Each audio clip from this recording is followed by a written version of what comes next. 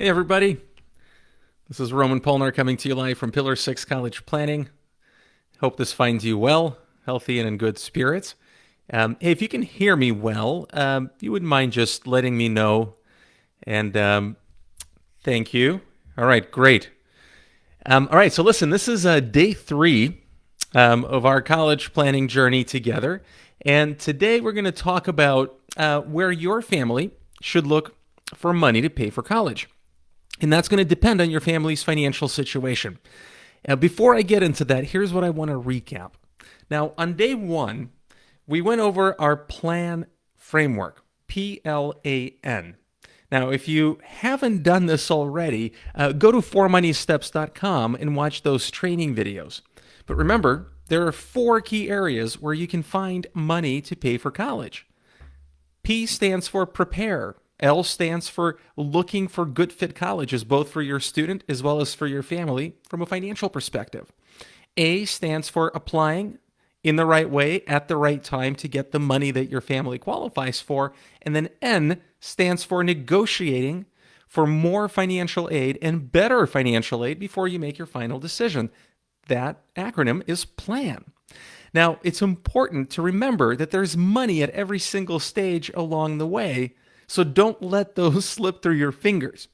All right, on day 2, we went over the importance of knowing your expected family contribution, or EFC, before you submit financial aid applications and go on record. And remember, the EFC is important because it's going to give you 2 very important things. Number 1, it's going to tell you how much you're actually going to be expected to pay for college. And then number 2, it's going to inform your decision about which of the 3 financial strategies you're going to pursue to get the money that your family needs to make college more affordable. And your financial strategy is just a fancy way of saying, well, how are you actually going to pay for college without overpaying? So we'll talk about that in this video. All right. So, depending on your family's finances, you need to pick one of the 3 strategies that best fit with your family's financial situation. There's no sense of wasting time, effort, stress, and money on pursuing strategies that won't work for you. And that's the challenge with this whole thing is that, parents usually, and I mentioned this in the prior videos, they're so busy that we leave this really important thing until last minute. And then when we realize just how many things there are that have to be done, we reach out to our friends and we ask what they've done so that we can sort of quickly learn the things that we need to do. Well, the problem is there are no 2 families exactly alike. So the advice you're going to get from a well-intentioned friend that worked for them might not work for you at all. So there are only 3 main strategies. And you just have to know which one fits for you, and then that's where you focus your time and effort in learning about. So, strategy 1 is going to be generally for the lower income families, where their EFC is going to be pretty low, like say $1,000 or less. That's all they're going to be expected to pay for college. Now, strategy 3 on the far end of the spectrum is going to be for high income families. Like their expected family contribution is going to be well above $60,000 or $70,000 a year. In other words, they're going to be expected to pretty much pay the full cost of college out of pocket because they're not going to be automatically qualified for need-based financial aid. Now, don't worry, I didn't forget category 2. I mentioned category 1 and 3 first because they're both on sort of 2 ends of the spectrum. And the biggest amount of people or families around the U.S. are in category 2.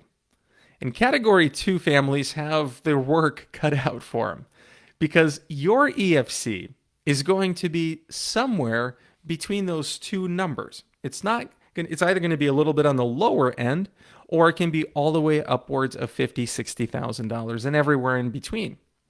Now, as a rule of thumb, here's where the money for each one of these strategies is going to come from, or for each of these families, rather.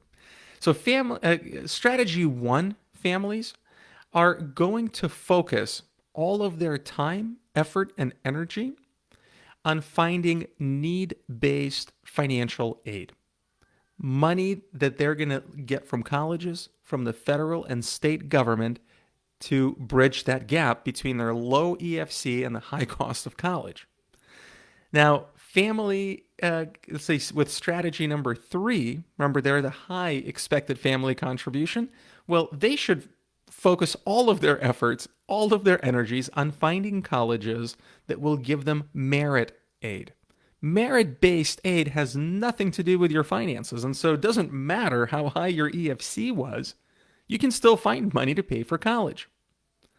Now, there's no sense for category 3 families to spend significant amount of time and effort tracking down, category 1 strategy, because you're just not going to qualify.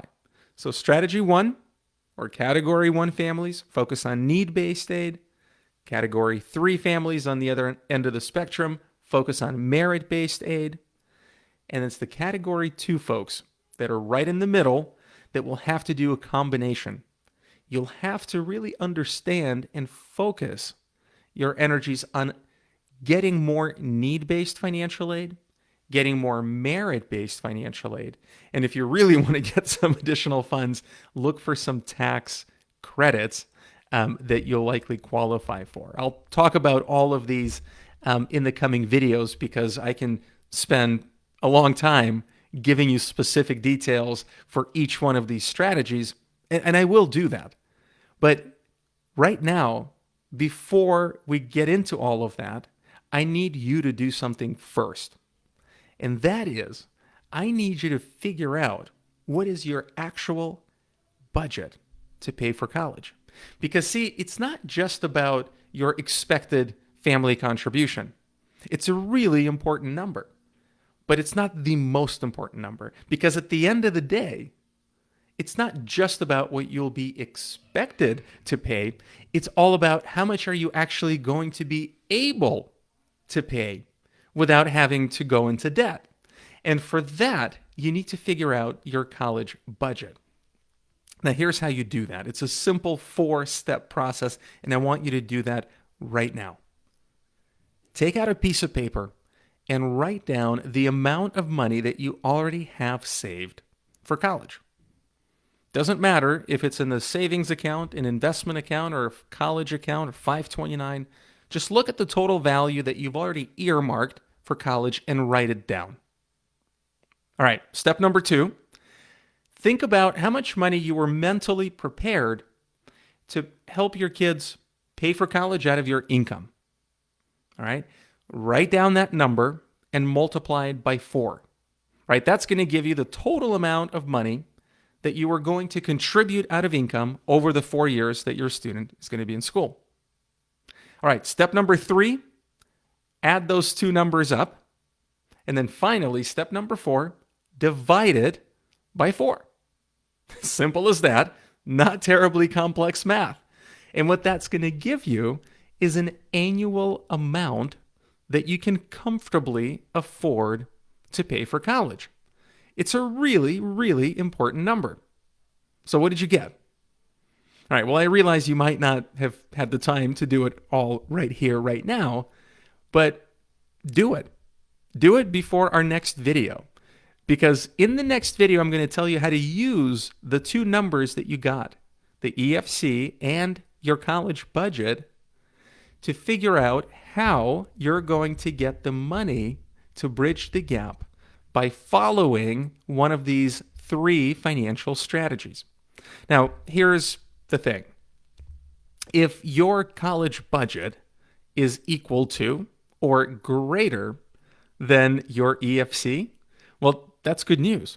That means you're going to have enough money to pay the amount that colleges will actually expect you to pay. That's great. Now, the thing that you have to focus on is just bridging the gap, right? But, if you're like most families, unfortunately, your EFC is likely going to be higher than the amount of money that you've already set aside. In other words, the amount that you will be expected to pay based upon your finances is going to be more than you can actually pay. And that's unfortunately more common and happens more times than not. And that's because the financial aid system is quite out of date, and it doesn't consider cost of living. It doesn't consider a lot of things. And I won't go into that right now. I've done plenty of videos in the past where I sort of rant about how broken our financial aid system is and just the general college system is. But let's not dwell on the past. Let's look forward. So you have to have your EFC, you have to have your college budget, and figure out if there's a gap. And then keep watching these videos. Come back to this channel, and in the coming videos, I'm going to talk about how to bridge that gap and what you can do in each one of those three strategies. Now, if you've missed any of the prior videos, I suggest you go ahead and just scroll through. If you're watching this on Facebook or Instagram or somewhere else, but scroll through our past videos and find all of the other content, because it's going to help you put all these pieces together. Now, speaking of putting these pieces together, if you really want to get that high-level overview so you have a better understanding of how this whole system works and unlock those hidden financial aid formulas, go to 4moneysteps.com. That's 4moneysteps.com. It's a series of free training videos that we put together to help you understand how all of these incremental things that I talk about fit together. And one more thing to tell you, if you are a family of a high school senior who's applying to colleges right now, and you may not have the time to go through all the training, and you're about to complete the FAFSA or the CSS profile, then here's another website you should go to. It's FAFSA Done Right. FAFSADoneRight.com. And there is not only a video, but there are free live webinars that I teach on a weekly basis for the next 3 weeks, helping families complete their forms in the right way, submitting them at the right time, and then I teach you the most important thing, which is the follow-up. What happens after you submit, because that's where the money is. All right, folks, until the next time we talk, good luck with everything, and I'm excited to see what you come up with. I'll talk to you soon. Be well. Bye.